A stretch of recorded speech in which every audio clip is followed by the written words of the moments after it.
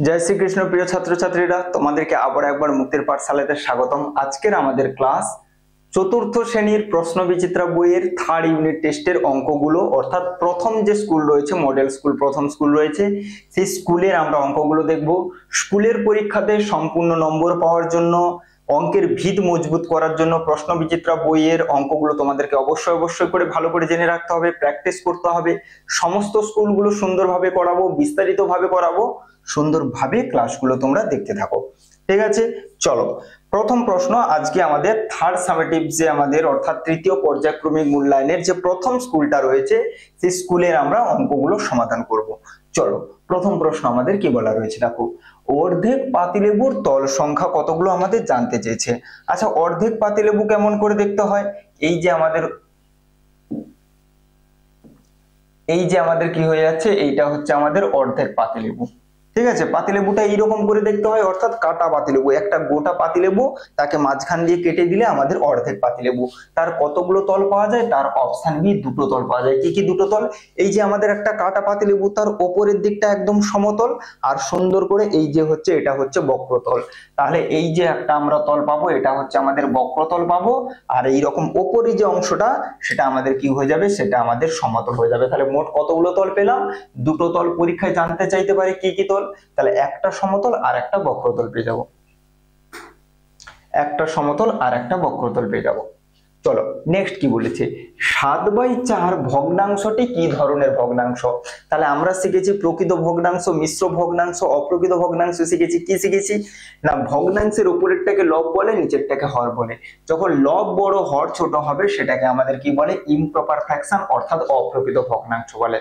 ঠিক আছে, যদি লবটা ছোট হয়, হরটা বড় হয়, সেটাকে আমরা কি বলবো? প্রকৃত ভগ্নাংশ বলবো। আর যখন লব বড় হর ছোট হবে, সেটাকে আমরা অপ্রকৃত বলবো। চলো পরবর্তী প্রশ্নে চলে আসছি। 3 বছর 5 মাস 7 দিন, এটা পুরোটাকে দিনে করতে হবে। তাহলে সুন্দর করে আমরা চলে আসবো প্রথমে চলে আসবো দেখো 3 বছর। 3 বছরকে দিনে করো। তাহলে 3 বছরকে দিনে করতে হলে আমাদেরকে কি করতে হবে না, আমরা জানি 1 বছর সমান 365 দিন। তাহলে 3 বছর সমান কত হয়ে যাবে? 3 দিয়ে গুণ করে দেব। গুণ দিলে কত পেয়ে যাবে দেখো, 5 3 15 5 হাতে 1, 6 3 18 একে 19 9 হাতে 1, 3 3 9 10, কত পেলে? 1095 দিন। আচ্ছা, এরপরে কি করব? 5 মাসটাকে দিনে পরিণত করব। মাসকে দিনে করতে হলে আমাদের কি করতে হয়? 30 দিয়ে গুণ করতে হয়, কারণ 1 মাস সমান 30 দিন। তাহলে 5 আর 3 গুণ করলে আমাদের কত হয়ে যাবে? 150 দিন। ঠিক আছে, সেই সঙ্গে এটা তো দিন হয়েই আছে, ওকে আর কিছু করার দরকার নেই, ওকে শুধুমাত্র যোগ করে দেব। ওকে শুধুমাত্র আমরা কি করে দেবো? যোগ করে দেব। তাহলে 3 বছর সমান 1095 দিন, 5 মাস সমান 150 দিন, আর 7 দিন রয়েছে। সবগুলোকে যোগ করলে 7 5 12 2 হাতে 1, 10 5 15 5 হাতে 1, 1 1 2, আর এখানে হচ্ছে 1, 1252 দিন। কোনটাতে রয়েছে দেখো? কোন অপশনে নেই তো? কোথাও ভুল হলো না তো? দেখে নিই। 5 3 15 5 হাতে 1, 6 3 18 একে 19 9, 3 3 9 10। ঠিক আছে, 5 3 15 7, 7 5 12 2 হাতে 1, 9 6 15 5 হাতে 1। ঠিকই আছে, এখানে অপশন গুলো আমাদের ভুল রয়েছে। 1252 দিন আমাদের সঠিক উত্তর হয়ে যাবে। এখানে অপশন গুলো ভুল রয়েছে। তাহলে সুন্দর করে যখন বছর থাকবে তাকে 365 দিয়ে গুণ করবে, যখন মাস থাকবে তাকে 30 দিয়ে গুণ করবে, দিয়ে তারপরে দিন যেটা রয়েছে যোগ করে দিলে তুমি উত্তর পেয়ে যাবে 1252 দিন।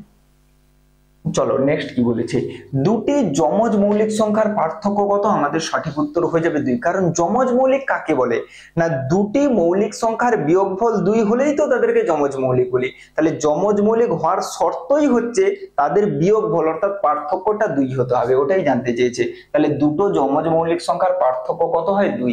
এই যেমন ধরো 3 আর 5, এই দুটো সংখ্যা হচ্ছে মৌলিক সংখ্যা, এদের যদি আমরা বিয়োগ করি কত আসবে? এদের বিয়োগফল 2 আসবে। এই দুটো মৌলিক সংখ্যাকে আমাদের কি বলে? যমজ মৌলিক সংখ্যা বলে। দুটো মৌলিক সংখ্যার বিয়োগফল 2 হলে তাদেরকে যমজ মৌলিক বলা হয়। চলে আসছি পরবর্তী প্রশ্নে। আয়তঘনের বাহুর সংখ্যা। একটা আয়তঘন অঙ্কন করছি। সুন্দর করে আমি একটা আয়তঘন অঙ্কন করলাম।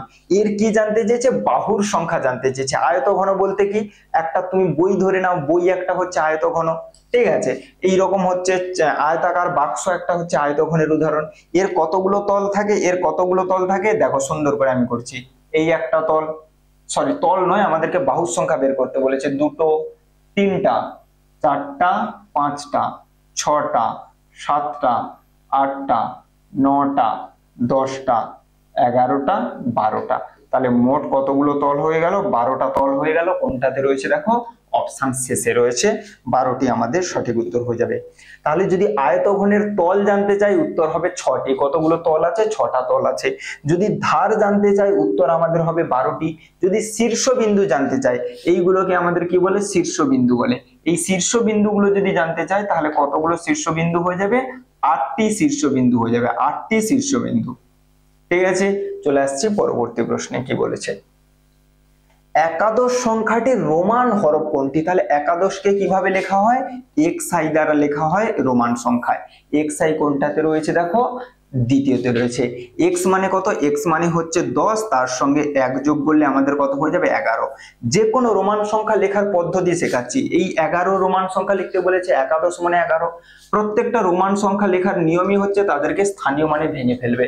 তাহলে 11কে আমি কি লিখতে পারি? 10 আর 1 লিখতে পারি। তাহলে 10-এর রোমান সংখ্যা আমাদের হয় এক্স, 1-এর জন্য হয় আমাদের আই। তাহলে এক্স আই আমাদের সঠিক উত্তর হয়ে যাবে। চলে আসবো পরবর্তী প্রশ্নে। কে বলেছে? দুটি সরলরেখার ছেদ বিন্দুর সংখ্যা কত? অর্থাৎ দুটি সরলরেখা কটা বিন্দুতে ছেদ করে? এই একটা সরলরেখা, এই একটা সরলরেখা। দুটি সরলরেখা সর্বদা একটা বিন্দুতে ছেদ করবে, এর বেশি বিন্দুতে কখনোই ছেদ করতে পারবে না। ঠিক আছে, তাহলে কটা বিন্দুতে ছেদ করবে? দুটি সরলরেখা ছেদ নাও করতে পারে, যদি করে ওরা একটা বিন্দুতে ছেদ করবে, একের বেশি বিন্দুতে ওরা ছেদ করতে পারবে না। দেখো, একে ছেদ করার পর ও দিকে, ও এদিকে, এদিকে, এদিকে চলে যাবে, ওরা আর দ্বিতীয়বার কিন্তু ওরা একে অপরকে ছেদ করবে না, স্পর্শ করবে না। তাহলে দুটি সরলরেখার ছেদ বিন্দুর সংখ্যা আমাদের কত হয়ে যাবে? একটি আমাদের সঠিক উত্তর হয়ে যাবে।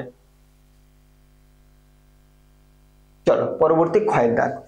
0.001 কিলোমিটার, এই কিলোমিটারটাকে কিসে করতে হবে? সেন্টিমিটারে করতে হবে। তাহলে একটা পোকা বন্ধ করে হচ্ছে। তাহলে এই কিলোমিটারকে সেন্টিমিটারে করব কিভাবে?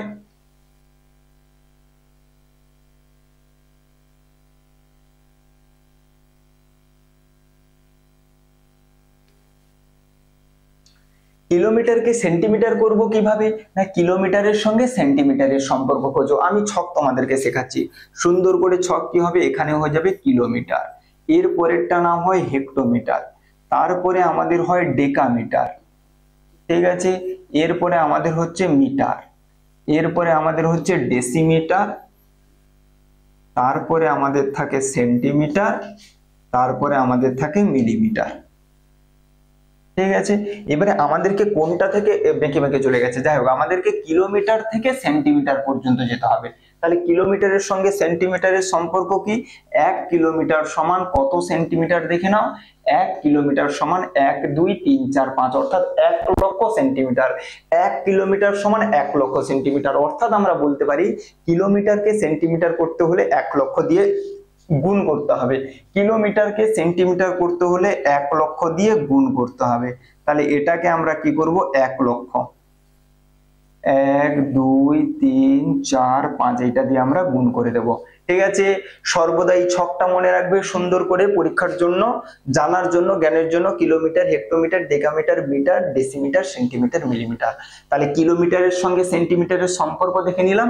1 কিলোমিটার সমান 1 লক্ষ সেন্টিমিটার, অর্থাৎ কিলোমিটারকে সেন্টিমিটার করতে হলে 1 লক্ষ দিয়ে গুণ করব। গুণটা দেখো, গুণটা দেখো সুন্দর করে, এখানে কত ঘর আগে দশমিক আছে?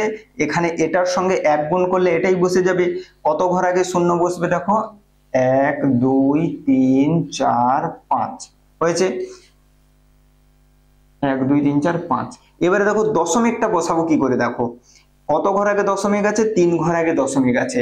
কত ঘর আগে দশমিক আছে? 3 ঘর আগে। তাহলে সুন্দর করে এর 3 ঘর আগে দশমিক বসিয়ে দেবো, 1 2 3, অর্থাৎ সঠিক উত্তর আমাদের কত হয়ে যাবে? 100 আমাদের সঠিক উত্তর হয়ে যাবে। দশমিকের পরে শূন্যের কোনো মূল্য নেই। দেখো দশমিকের গুণ কিভাবে করতে হয় দেখো, আমি তোমাদেরকে শেখাচ্ছি, আরো সুন্দর করে প্রয়োজন হলে শেখাচ্ছি। এটাকে গুণ করতে হবে, এটাকে ভগ্নাংশে করে নাও। তাহলে এটাকে লিখলে কত হয়ে যাবে? 1/1000। ভগ্নাংশ তোমরা লেখা জানো কিভাবে লিখতে হয়? দশমিকের পরে যা থাকবে লিখবো, নিচে কি লিখবো? 1 লিখে। এই নয় যে এখানে 1 আছে বলে নিচে 1 লিখেছি, সর্বদা নিচে 1ই হবে। 1 লিখে দশমিকের ডান দিকে যতগুলো অঙ্ক থাকে ততগুলো শূন্য লিখতে হয়। ডান দিকে ওখানে কত আছে দেখো? আমাদের 5টা শূন্য আছে। তাহলে 1000কে 1 লক্ষ দিয়ে ভাগ করলে আমাদের কত হয়ে যাবে? 100 হয়ে যাবে। 100 আর 1 গুণ করলে আমাদের কত চলে আসবে? 100 চলে আসবে। এইভাবে সুন্দর করে দশমিকের গুণ এইভাবে করতে পারো ভগ্নাংশের মাধ্যমে। দশমিককে সর্বদা ভগ্নাংশ করে কাটাকাটি করবে, দেখবে অনেকটাই সহজ আসবে। তাহলে এই কিলোমিটার সমান আমি কত বলতে পারি? 100 সেন্টিমিটার। 0.001 কিলোমিটার মানে কত হচ্ছে? 100 সেন্টিমিটার। চলো নেক্সট পরবর্তী অঙ্ক দেখো আমাদের কি বলেছে। পরবর্তী আমাদের অঙ্ক বলেছে 6 অঙ্কের বৃহত্তম সংখ্যা কত। তাহলে আমরা জানি যে কোনো অঙ্কের বৃহত্তম সংখ্যা বললে কি করতে হয়? ততগুলো 9 লিখতে হয়। ততগুলো কি লিখতে হয়? ততগুলো 9 লিখতে হয়। 1 2 3 4 5 6, এইটা আমাদের সঠিক উত্তর হয়ে যাবে। অর্থাৎ 9,99,999। 2 অঙ্কের বললে আমরা 99 বলবো, 3 অঙ্কের বললে 999 বলবো। এইরকম ভাবে জয় অঙ্কের আমাদেরকে বৃহত্তম সংখ্যা বের করতে বলবে, ততগুলো 9 লিখে দেবে। ঠিক আছে, চলো নেক্সট পরবর্তী প্রশ্নে চলে আসছি। 25 কিগ্রা 5 গ্রাম, এই পুরোটাকে কিসে করতে হবে? কিগ্রাতে করতে হবে। ভালো করে খেয়াল করো, এটা তো কিগ্রা হয়েই আছে, তাহলে একে হাত লাগাবো না। ওকে হাত লাগালে ও থাপ্পড় দেবে যে আমি তো কিগ্রা হয়েই আছি, আবার আমাকে কি কিগ্রা করতে এসেছিস। তাহলে এটা কিগ্রা হয়ে আছে, আমাকে কিগ্রা করতে বলেছে, তাহলে এর গায়ে কোনো আমি হাত লাগাবো না। এইটা যেটা গ্রাম হয়ে আছে, একে কিলোগ্রাম করে নেব। একে কিলোগ্রাম করে নেব। তাহলে 5 গ্রামকে যদি আমি কিলোগ্রাম করতে চাই, আমাদের কি হয়ে যাবে? দেখো, গ্রামকে কিলোগ্রাম করতে হলে কি করতে হয়? 1000 দিয়ে ভাগ করতে হয়। কিলোগ্রামকে গ্রাম করতে হলে 1000 দিয়ে গুণ করতে হয়। গ্রামকে কিলোগ্রাম করতে হলে 1000 দিয়ে ভাগ করতে হয়। তাহলে এটা আমাদের কি চলে আসবে? কিলোগ্রাম চলে আসবে।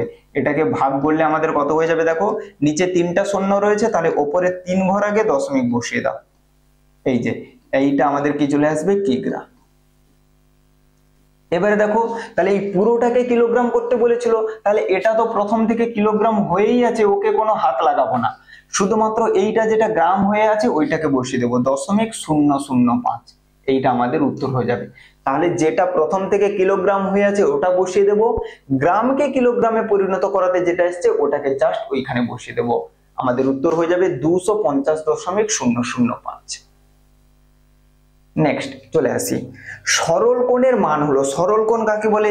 না, সরল কোণ অর্থাৎ আমাদের 180 ডিগ্রিকে সরল কোণ বলা হয়। এই হচ্ছে আমাদের একটা সরল কোণ। 180 ডিগ্রি কোণকে আমাদের কি বলে? সরল কোণ বলে। ইংরেজিতে বলা হয় স্ট্রেট অ্যাঙ্গেল। ইংরেজিতে লিখে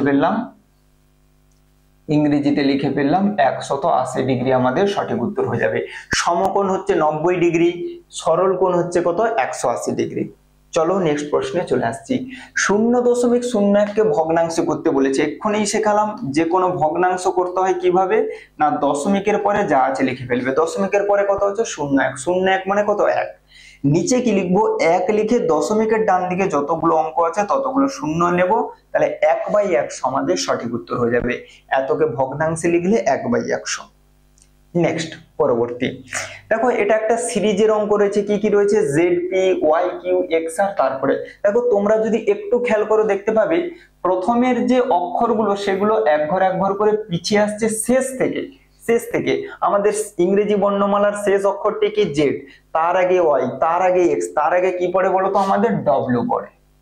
ঠিক আছে, ABCDFGHIJKL MNOP QR ST UV WXYZ, তাহলে শেষ থেকে আসছে। আর পরেরটা দেখো পরপর করে এগোচ্ছে, PQRS।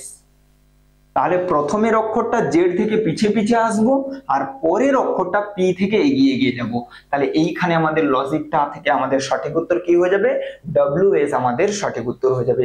পরীক্ষার জন্য গুরুত্বপূর্ণ, সুন্দর করে এই ধরনের প্রশ্নগুলো কিন্তু পেয়ে যাবে রিজনিং থেকে, এই ধরনের প্রশ্নগুলো। চলো পরবর্তী প্রশ্ন দেখি কি এসছে। দেখো এখানে কি লজিক পাচ্ছ? দেখো, প্রথমে 91 ছিল 86 হয়েছে, তাহলে কত কমেছে? তোমরা বলবে 5 কমেছে। তারপরে দেখো 86 থেকে 81 হচ্ছে, তাহলে আবার 5 কমেছে। তাহলে পরপর 5 করে কমে যাচ্ছে। এখান থেকে আবার 5 কমাবো, 81 থেকে 5 কমালে আমাদের কত হয়ে যাবে? 76। তাহলে পরপর 5 কমে যাবে। 81 থেকে আবার আমরা 5 মাইনাস করে দেব, তাহলে উত্তর আমাদের কত হয়ে যাবে? 76। 76 সঠিক উত্তর হয়ে যাবে। নেক্সট পরবর্তী প্রশ্ন, একটা সরল রয়েছে, সুন্দর করে করাচ্ছি, দেখো সুন্দর করে। ঠিক আছে, চলো দেখো এখানে কত রয়েছে? 70 থাকুক। এখানে দ্বিতীয় বন্ধনী 50, এখানে আমাদের কত রয়েছে, আচ্ছা প্রথম বন্ধনীর মধ্যে রয়েছে ওটাকে করে দাও, প্রথম বন্ধনীর মধ্যে রয়েছে ওটাকে গুণ করে 75 করে দাও, ভাগ আমাদের কত থাকলো 15, দ্বিতীয় বন্ধনীর শেষ, এটাতে কত থাকলো 5, এটাকে আবার ভাগ করলে কত হবে, 40 কে 8 দিয়ে ভাগ করলে 5 হলো। ঠিক আছে, এরপরে চলে আসো, এখানে 70 থাকলো, সুন্দর করে দেখে নাও বুঝে নাও। আচ্ছা, এরপরে এই ভাগটা করব দ্বিতীয় বন্ধনীর মধ্যে, 75 কে 15 দিয়ে ভাগ করলে কত হচ্ছে 5, 75 কে 15 দিয়ে ভাগ করলে কত হচ্ছে 5, ভাগ 5 যোগ 5। এবারে আবার সমাধান করো 70, 50 থেকে 5 বাদ দিলে কত হয়ে যায় 45, 45 কে 5 দিয়ে ভাগ করব, 5 যোগ করব, তাহলে 45 কে 5 দিয়ে ভাগ করলে আমাদের কত হয়ে যায় 9, 9 এর সঙ্গে 5 যোগ করব। এবারে কেউ এইখানটাতে এইটা পর্যন্ত কারোর ভুল হবে না, প্রত্যেকেরই সঠিক হবে, ভুলটা হবে এর পরের লাইনে। অনেক সবাই বলে বদমাস নিয়ম অনুযায়ী যোগটা প্রথম হয়, সেই অনুযায়ী কি করবে সে 9 আর 5 যোগ করে দেবে, দিয়ে 70 থেকে মাইনাস করবে। এইটা যারা যারা করে ভুল হয়ে যাবে। সরলের অঙ্কে সর্বদা মনে রাখবে যোগ চিহ্নের সংখ্যাগুলোকে আগে যোগ করতে হয়, যোগ চিহ্নের সংখ্যাগুলোকে আগে যোগ করতে হয়, সেখান থেকে বিয়োগ চিহ্নের সংখ্যাটাকে বাদ দিতে হয়। যোগ চিহ্নের সংখ্যাগুলোকে অর্থাৎ যাদের সামনে যোগ চিহ্ন আছে তাদেরকে আগে যোগ করব, সেখান থেকে বিয়োগ চিহ্নের সংখ্যাটাকে বাদ দেব। 75 থেকে 9 বাদ দিলে আমাদের কত হয়ে যায় বলতো, 66 আমাদের সঠিক উত্তর হয়ে যাবে। তুমি 70 থেকে 9 বাদ দিয়ে তার সঙ্গে 5 যোগ করতে পারো, তাতেও 66 আসবে, কিন্তু 9 আর 5 যোগ করে 70 থেকে বাদ দিলে কিন্তু ভুল উত্তর চলে আসবে। তাই নিয়মটা কি না, আমি এখানে স্টার চিহ্ন দিয়ে দিলাম, এই জায়গাটা ভালো করে প্রত্যেকে খেয়াল করবে। যোগ চিহ্নের সংখ্যাগুলোকে যোগ করব, সেখান থেকে বিয়োগ চিহ্নের সংখ্যাটাকে বাদ দেব। চলো নেক্সট পরবর্তী অঙ্ক কি বলেছে, একটা বিয়োগ বলেছে সিম্পল, তাহলে বিয়োগ করো 3 বিয়োগ 7 একে 7, 1 8/7, তাহলে এটাকে বিয়োগ করলে আমাদের কত হয়ে যায় 7 3 21 বিয়োগ 8/7, 21 থেকে 8 বাদ দিলে আমাদের কত হয়ে যায় 13, তাহলে আমাদের করলে 1 পূর্ণ 6/7 আমাদের সঠিক উত্তর হয়ে যাবে। ঠিক আছে, 7 3 21, 21 থেকে 8 বাদ দিলে 13/7। ঠিক আছে, চলো নেক্সট পরবর্তীতে চলে আসছি। 256 দিনকে সপ্তাহে পরিণত করতে হবে, তাহলে আমরা জানি এক সপ্তাহ সমান কত দিন, এক সপ্তাহ সমান 7 দিন, অর্থাৎ দিনকে সপ্তাহ করতে হলে আমাদের 7 দিয়ে ভাগ করতে হবে। যদি ভাগ করো চলে আসবে 7 3 21, এখান থেকে নামবে 4, এখান থেকে নামবে 6, এরপরে চলে আসবে 7 6 42, কত ভাগ শেষ থেকে যাবে 4 ভাগ শেষ থেকে যাবে, তাহলে উত্তর আমাদের হয়ে যাবে 36 সপ্তাহ 4 দিন আমাদের সঠিক উত্তর হয়ে যাবে। এটাই জানতে চেয়েছে যে 256 দিন সমান কত সপ্তাহ হলো, 36 সপ্তাহ, যেটা পড়ে থাকছে ওটাই হচ্ছে দিন, তাহলে 36 সপ্তাহ 4 দিন আমাদের সঠিক উত্তর হয়ে যাবে। নেক্সট পরবর্তী প্রশ্ন গয়ের দাগে দেখো, নেক্সট পরবর্তী প্রশ্ন গয়ের দাগে গুণ করতে বলেছে এই দুটোকে। গুণটা আবার একবার ভালো করে শিখে নাও, দেখে নাও না, দশমিকের গুণ সর্বদা কি করবে, এইরকম ভগ্নাংশ করে করবে। আমি যেভাবে শেখাচ্ছি করো, দেখবে খুব সহজ হবে যেভাবে শেখাচ্ছি। এটাকে ভগ্নাংশে করো, তাহলে ভগ্নাংশে লিখলে কত হয়ে যাবে 25/100, এটাকে ভগ্নাংশে লিখলে কত হয়ে যাবে 8/10।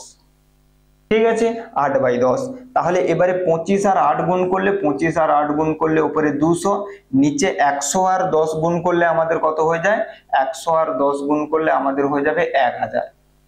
ঠিক আছে, এবারে এটাকে যদি কাটাকাটি করো, এই শূন্য কেটে যাবে, তাহলে 2/10, 2/10 মানে আমাদের কত হয়ে যাবে 0.2। এটা কাটাকাটি যাবে কিন্তু করবো না, এইরকম করতে পারো, না হলে তুমি সিম্পল গুণ করে দেবে। কেমন করে গুণ, না দশমিক বিন্দু বাদ দিয়ে যা আছে গুণ করো, দশমিক বিন্দু বাদ দিয়ে যা আছে গুণ করো। তাহলে এটাতে দশমিক বাদ দিলে 25, ওটাতে দশমিক বাদ দিলে 8, 25 আর 8 গুণ করলে কত হয়ে যায় 200। এবারে দশমিক বসাও, যে আমাদেরকে তো 25 আর 8 কে গুণ করতে বলেনি, আমাদের বলেছিল 0.25 এর সঙ্গে 0.8 গুণ করতে। আমি কি করেছি, ওদের দশমিক বিন্দু বাদ দিয়ে গুণ করেছি। এবারে গুণ করার পরে দশমিক বসাও, কিভাবে, ডান দিক থেকে গুনবে, তাহলে এখানে ডান দিক থেকে একটা অঙ্ক আগে, এখানে ডান দিক থেকে দুটো অঙ্ক আগে, তাহলে মোট 3টে অঙ্ক আগে আমরা দশমিক বসাবো। এখানে 1 ঘর, এখানে 2 ঘর, তাহলে মোট 3 ঘর, গুণফলের 3 ঘর আগে দশমিক বসাবো। এক ঘর, দু ঘর, তিন ঘর, তাহলে এইখানে আমাদের দশমিক বসে যাবে। তাহলে উত্তর হয়ে যাবে শূন্য। এই দুটো শূন্য আমরা কেটে দেব, কারণ দশমিকের পরে শূন্যের কোনো মূল্য থাকে না। দশমিকের পরে শূন্যের কোনো মূল্য থাকে না যদি না তারপরে কোনো অঙ্ক থাকে। ঠিক আছে, এই শূন্যগুলোর পরে যদি কোনো অঙ্ক থাকতো তাহলে এই শূন্যগুলোকে কাটতে পারতাম না। যেহেতু এই শূন্যগুলোর পরে অঙ্ক নেই তাই এই শূন্যগুলোকে কেটে দেবো। তাহলে 0.2 আমাদের সঠিক উত্তর হয়ে যাবে। দশমিকের আগের ঘরটা পূর্ণ সংখ্যা, তাকে ফাঁকা রাখতে নেই, তাই একটা শূন্য দিয়ে বসিয়ে দিলাম। তাহলে এখানেও চলে আসবে, এইরকম করেও চলে আসবে। চলো নেক্সট, যোগফল বের করতে বলেছে, করো। তাহলে আছে 7.23, এরপরে আছে 70.203, এরপরে আছে 1.003, এরপরে আছে 10.10.212। তাহলে এটাকে যদি তুমি যোগ করো তুমি পেয়ে যাবে 3 3 6 6 2 8, এখানে 3 1 4, এখানে হচ্ছে 6, এখানে তুমি পেয়ে যাবে 7 1 8, এখানে তুমি পেয়ে যাবে 7 1 8। 88.648 আমাদের সঠিক উত্তর হয়ে যাবে। যেমন করে দশমিকের সোজা দশমিক লিখবো, বাম দিকে যেমন রয়েছে বাম দিকে লিখবো, ডান দিকে যেমন রয়েছে তেমনই, কোনো ঘর আমরা ফাঁকা দেব না। এখানে যেমন 2 3 রয়েছে, কেউ যদি একটা ঘর ছেড়ে 2 3 লিখে ভুল হয়ে যাবে। যেমন দশমিকের পরে রয়েছে সেইভাবে দশমিক বসাবে। 88.648 আমাদের সঠিক উত্তর আসবে। চলো নেক্সট পরের অঙ্ক দেখো। পরের অঙ্ক দেখো, 2 দিন 10 ঘন্টা 25 মিনিট সমান কত মিনিট? এই পুরোটাকে কি করতে হবে? মিনিট করতে হবে। তাহলে দেখো এটা তো আমার মিনিট হয়েই আছে, তাহলে ওকে আর কিছু করা লাগবে না, শুধু দিন আর ঘন্টাকে মিনিট করব। তাহলে দিনকে আমরা যদি দিনকে যদি আমরা মিনিটে করতে চাই তাহলে আমাদের কি করতে হবে? দিনকে আমরা যদি মিনিট করতে চাই তাহলে আমরা কি করব না, একদিন সমান কত ঘন্টা? 24 ঘন্টা, তাকে আবার 60 দিয়ে গুণ করব। ঠিক আছে, তাহলে এইটা বেরোবে 10 ঘন্টা। আচ্ছা এখানে সুন্দর করে আমি ভেঙে ভেঙে লিখছি। তাহলে 2 দিন সমান কত হবে না, আমি প্রথমে দিনকে ঘন্টা করলাম, কিভাবে না 2 কে 24 দিয়ে গুণ করলে ঘন্টা আসবে, তাকে আবার কি করব? মিনিটে করব। তাহলে ঘন্টাকে আবার 60 দিয়ে গুণ করলে মিনিট আসবে। 2 24 আর 60 গুণ করব, ফোনটা কথা।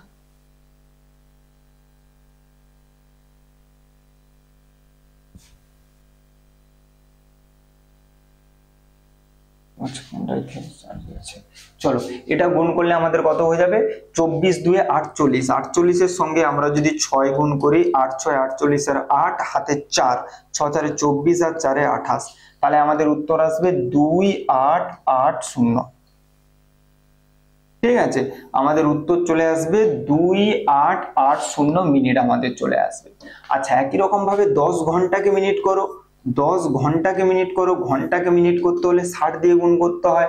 10 এর সঙ্গে আমরা যদি 60 গুণ করি তাহলে আমাদের কত আসবে? 10 6 600 আমাদের মিনিট আসবে। সেই সঙ্গে একটা 25 মিনিটও ছিল, তাহলে এটাকেও আমরা যোগ করে দেব। তাহলে উত্তর এখানে আসবে 5, এখানে আসবে 8 2 10 0, হাতে 1, 8 6 14, একে 15 5, হাতে 1, 3505 মিনিট আমাদের সঠিক উত্তর হয়ে যাবে। ঠিক আছে, 2 দিন 10 ঘন্টা 25 মিনিট সমান আমাদের কত হয়ে যাবে? 3505 মিনিট সঠিক উত্তর হয়ে যাবে। চলো নেক্সট পরবর্তী অঙ্কে চলে আসো। নেক্সট পরবর্তী অঙ্কে চলে আসো।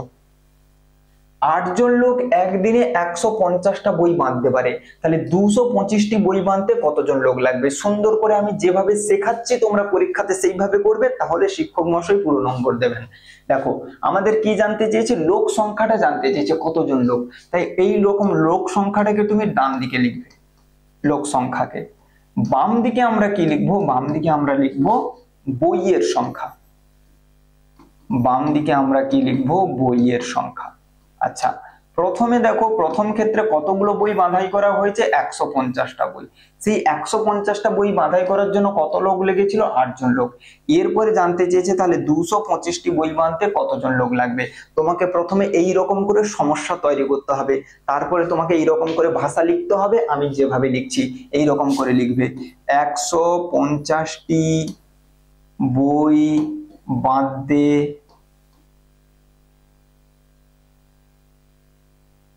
প্রয়োজন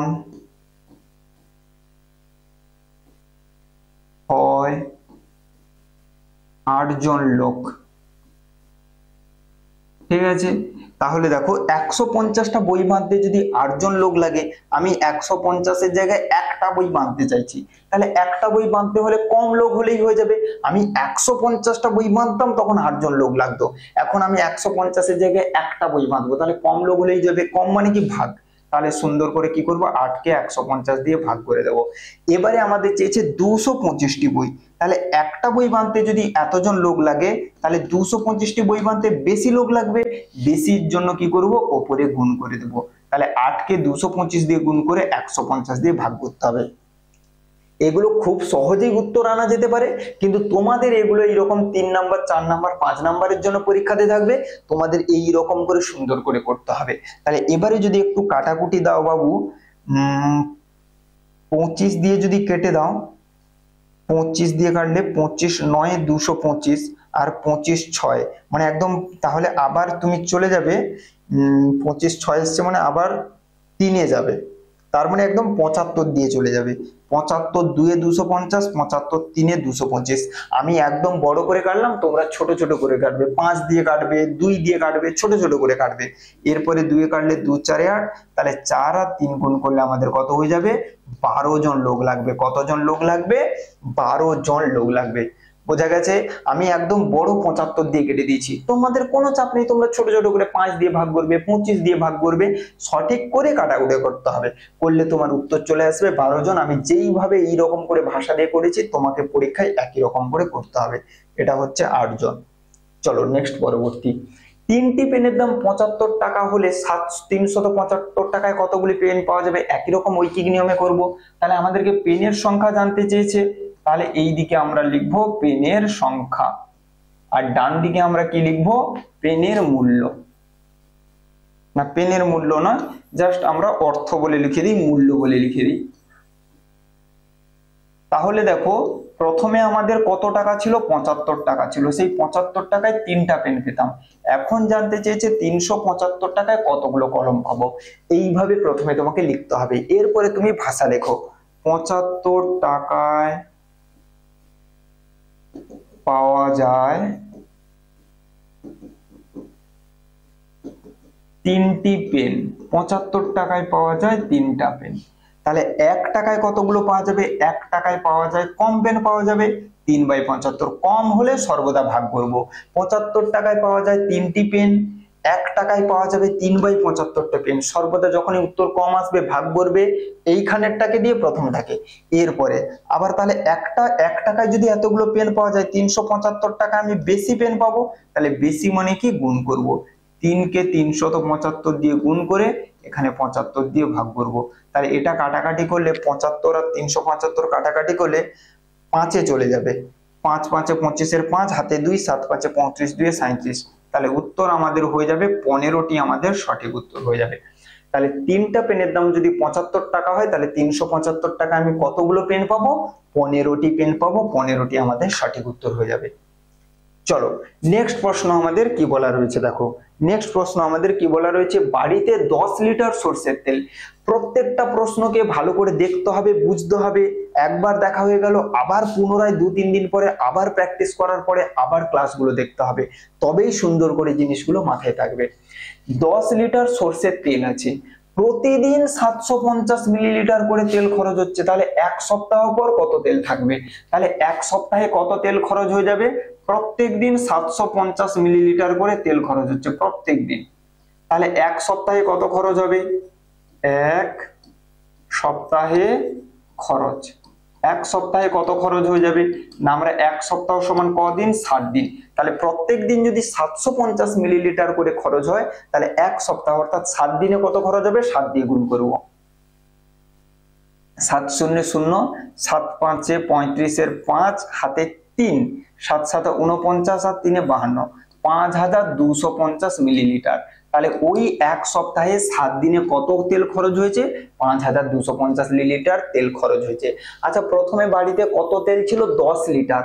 10 লিটার মানে কি, 10 লিটার মানে হচ্ছে 10,000 মিলিলিটার।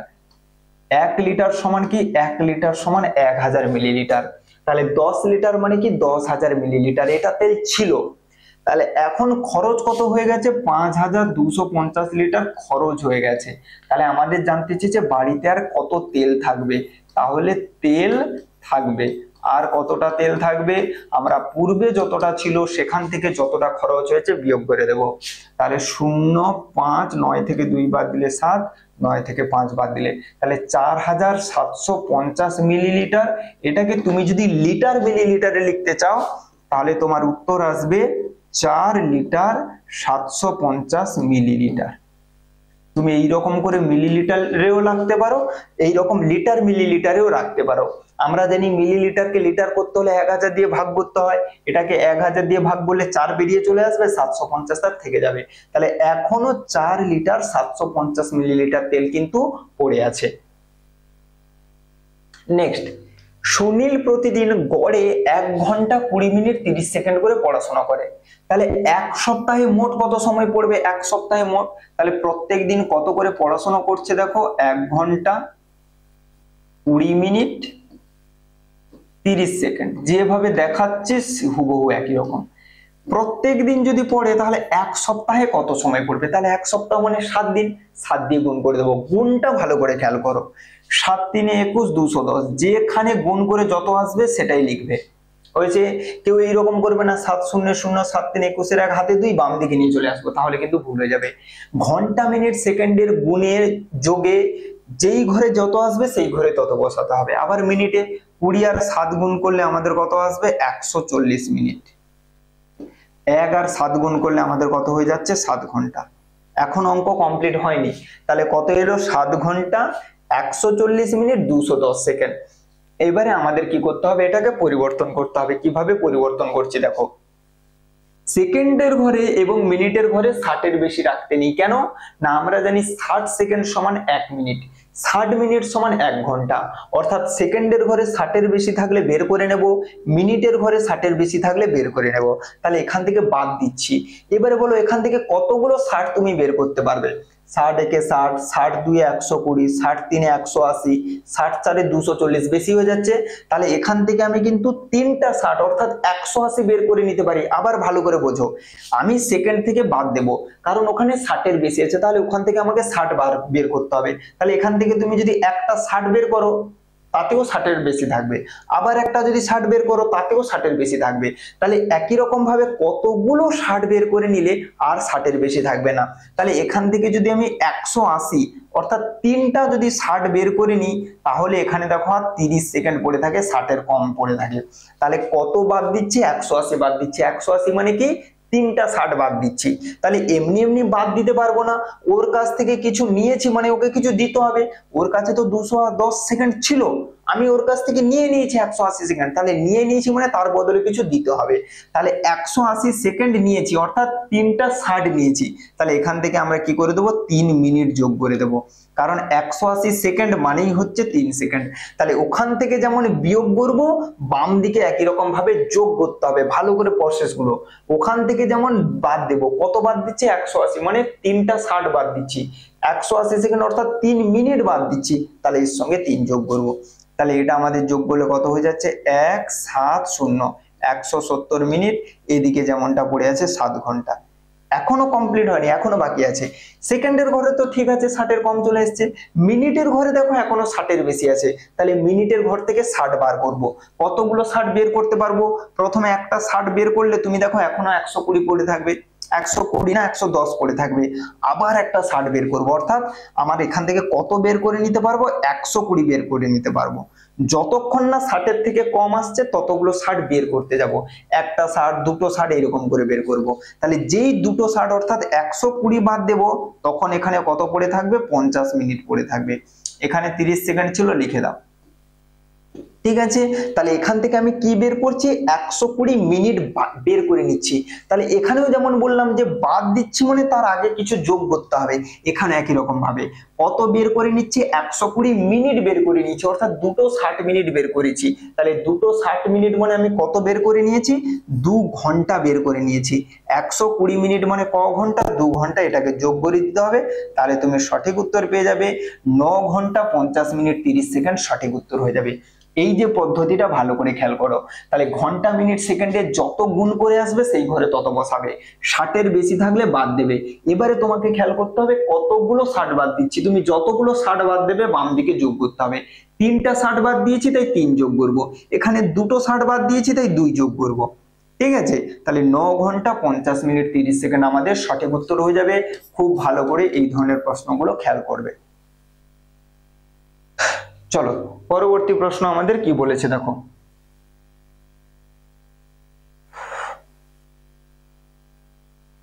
আচ্ছা, এখানে আমাদের বিয়োগটা ভুল হয়ে গেছে, এখানে আমাদের বিয়োগটা একটু ভুল হয়ে গেছে জানো তো।